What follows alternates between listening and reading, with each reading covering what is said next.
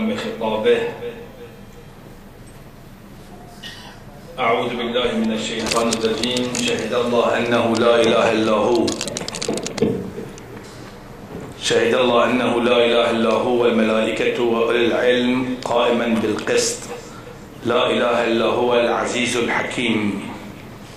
ماه مبارک رمضان در ضیافت خدا قرار گرفتیم. خداوند توفیق معرفت خودش و پیامبرش و ائمه هدات به ویژه امام زمان به همه ما عنایت فرماید. اجماعاً صلوات قد کنید.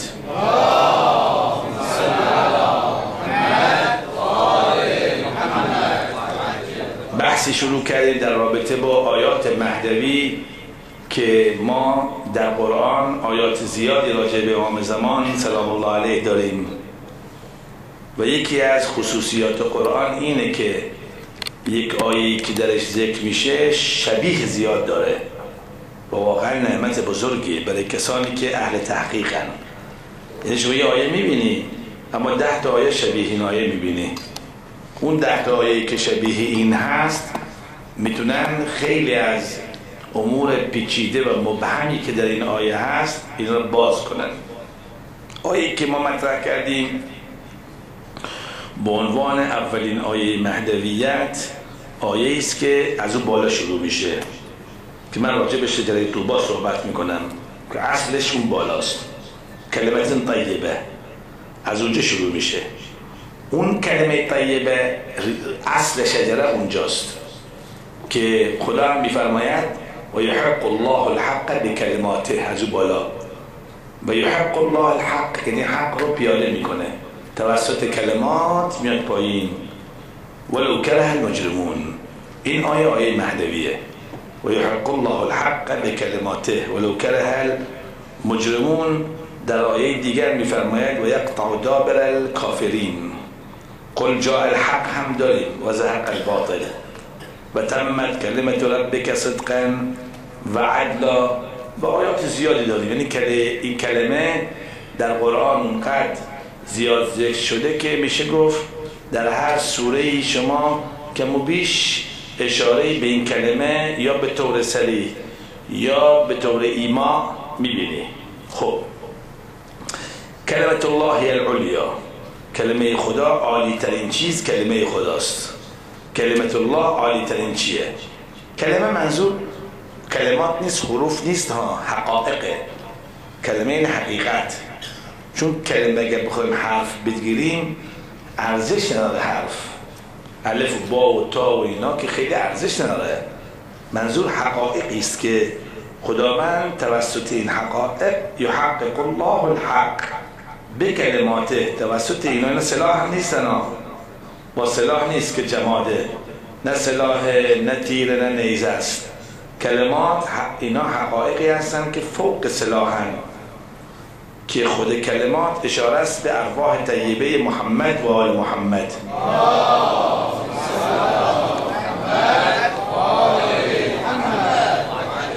این آیه مبارکه در 4 بعد ما باید بررسی کنیم. بعد اول یحق الله، دوم به کلماته کلمه، سوم کلمات که جمع میاره یعنی یک کلمه نیست ها، یک کلمه نیست کلمات. چهارم خود حق. یحق الله الحق یعنی چی؟ حق در مقابل باطل دیگه. و یمحق الباطل بعضی آیات اومده همون عدل بهی یملأ الله الارض قسطا و عدلا. حق یعنی این وقتی حق پیاده شد عدل میشه دیگه. قل جاء الحق، حق پیاده بشه عدله. اگر عدل نباشه میشه باطل. پس این آیه مهدویه. روایاتش هم که زیاد هست، نمیخوام من روایات رو بخونم ولی من همه رو یادداشت کردم. 18 تا روایت هست که این آیه راجع به امام زمان، خصوصا این که و تمت کلمت ربک صدقا و عدلا روی شانه هر امامی وقتی که به دنیا می اومد این نوشته بوده. تمت کلمت یعنی هر کدامشون کلمه تامه هستن. تمت هر کدام از ائمه کلمه چیه؟ تامه هستن که کلمات تامه همه جمع میشن در یه شخص. که امام زمان سلام الله علیه باشه دیگه تمام میشه. یعنی تمام میشه، یعنی کامل میشه که اینو من اشاره بهش میکنم. پس بنابراین ما اولین بحثی که دیشب مطرح کردیم الله یحق الله، یعنی کار خداست، کار من شما نیست. و اعدوا لهم ما استطعتم، توضیح میدم. این مثل معید به روح القدس یا رب العالمین، تأییده. مثل دو نفر دارن کشتی میگیرن، میگن شما تشویقش کنید، تشویق میکنه آقا بکشش بزنش، تشویق میکنه، اما نقش ما نداریم. اونی یحق که الله الحق، ما نقش نداریم در فاعلیت، علت فاعلی نیستیم. علت فاعلی مثلا شما اینجوری میگی آقا، مثلا فرض کنید آتش داری اینجا داره میسوزونه، کباب داره چی درست میشه، میگه شما یه باد بهش بزن. شما این کباب چیز نمیکنید، شما باد میزنید، نقشتون هیچی نیست جز تأییده ها. اونی که داره این چیزو میسوزونه چیه؟ آتشه. من این میخوام بگم و یحق الله، خود الله یحق الحق به کلماته، کار خداست. و نریدو، ما میخوایم این کار بکنیم، انمن علی الذین استضعفوا فی الارض، ما میخوایم این کار بکنیم، کار شما نیست. من میخوام تمهید کنم، شما چه کار هست تمهید کنی؟ تو خود اصلاح کن، دعا کن، یک دعا کن، دعاها هم مخصوصه ها، دعای خوبی بکن، نه هر دعایی. حالا من دعاها رو توضیح میدم، خود این دعاها خیلی عجیبه ها.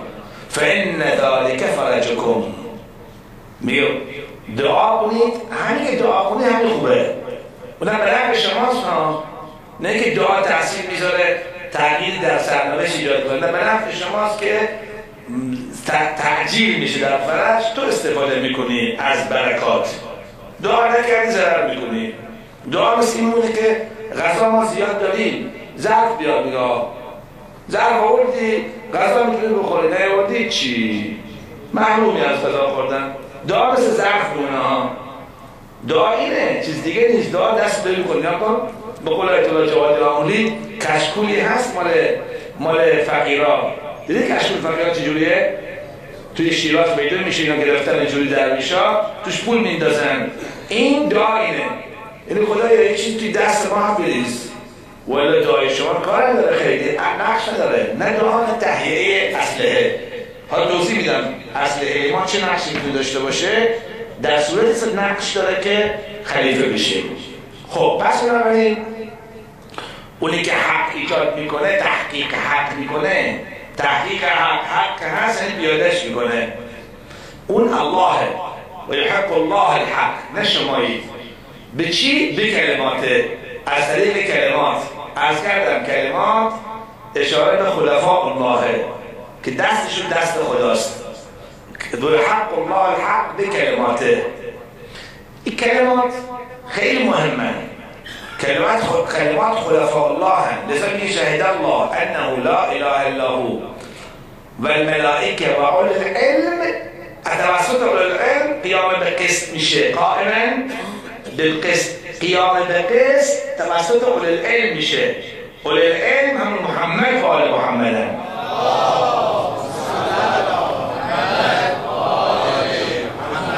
بعدش هم خیلی جالبه، لا اله الا هو العزیز الحکیم. خدا حواسش هست نمیاد دولت امام زمان دست شما بده.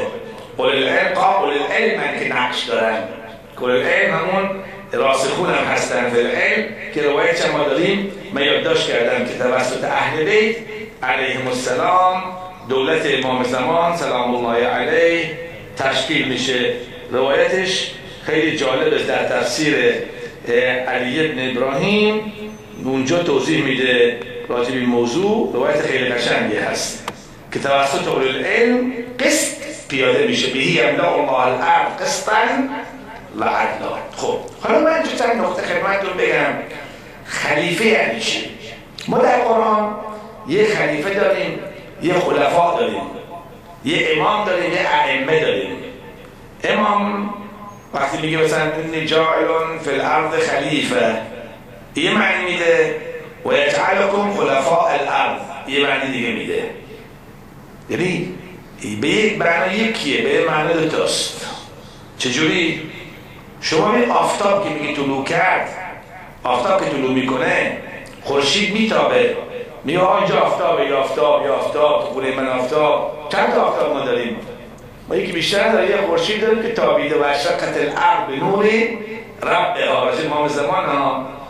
و وقت میگی اینجا آفتابه اونجا آفتابه، اینا همهش تو فایده همه بقونه دیگه، یکی بیشتر نیست. این همیشه خلیفه و یجعلکم خلفاء الارض. ببین یکی بیشتر نیست ها، اون یکی هم برمیاد به خود خدا. اله مع الله. ببین این آیه خیلی قشنگه بعدش، اله مع الله که شما 100 تا خلیفه درست کنید. قلیلا ما تذکرون. مضطر خود امام زمانه، اما یجیب المضطر اذا دعاه، دعا کرد و یکشف السوء، بعد همه ما میشیم خلیفه. خلیفه میشیم چی معنا؟ میشیم امام.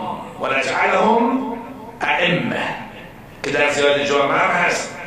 خیلی جالب زیاد جامعه، من روز نگاه میکردم این چند مقطعی که در زیاد جامعه هست معناش خیلی دقیقه که میفرماید بله در رابطه با خلافت چند جمله هست که یکیش و یمکن فی دولتکم و یکر فی رجعتکم.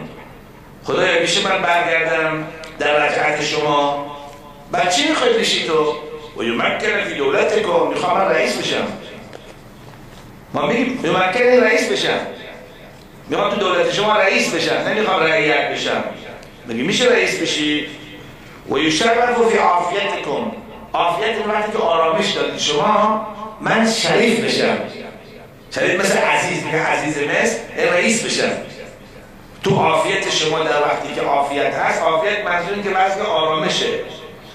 و یمکن فی ایامکم، تمکین داشته باشم در ایام شما که ایام الله و تقر عینه غدا برؤیتکم. یا و نمکن لهم فی الارض، نمکن لهم نیست لهم. من اینو میخوام توضیح بدم، این مثال خدمتتون ذکر کنم، صلواتی خواهید کنید.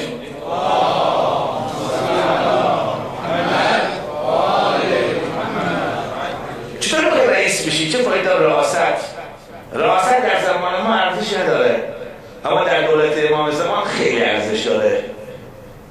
دولت امام زمان همونطور که من قبلا توضیح دادم دولتی است که دیگه مشخص امام جلو افتاده و راه هم باز شده دیگه، صراط سویه، روشنه دیگه، همه امام زمان میبینن.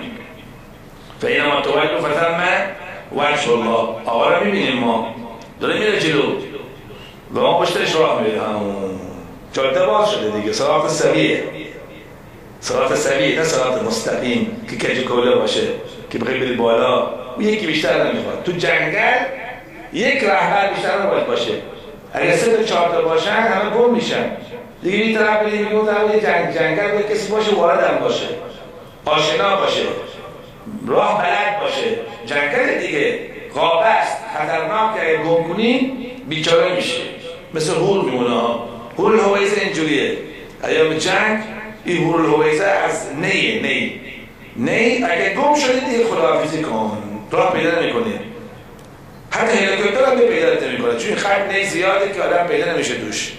یه باید تا آخر عمرم جلو بمونی. چند گم شدن توی هور الهویزه موندن تا آخر عمر. حالا با کی دارن زندگی میکنن خدا میدونه، تو وسط این آبها. مشکله اینجاها یک رهبر ما میخوایم که وارد باشه، راه درست بلد باشه. افمن یهدی الی الحق، چقدر قشنگه این آیه، احق ان یتبع اما لا یهدی الا ان یهدا فما کیف تحکمون. دنبال یکی رفتن، خودش داره میگه عقیلونی، بیچاره شدم، بدبخت شدم، لولا علی لهلکت، اگر علی نبود ما بیچاره نشیدیم و آقایون رهبر قرار شدن، دنبالش دارن میرن. یکی راه بلد نیست، راه بلد نابیناست، میخواد اینا رو بکشونه ببرش راه، بیراهی بشه، بیچارهش میکنه.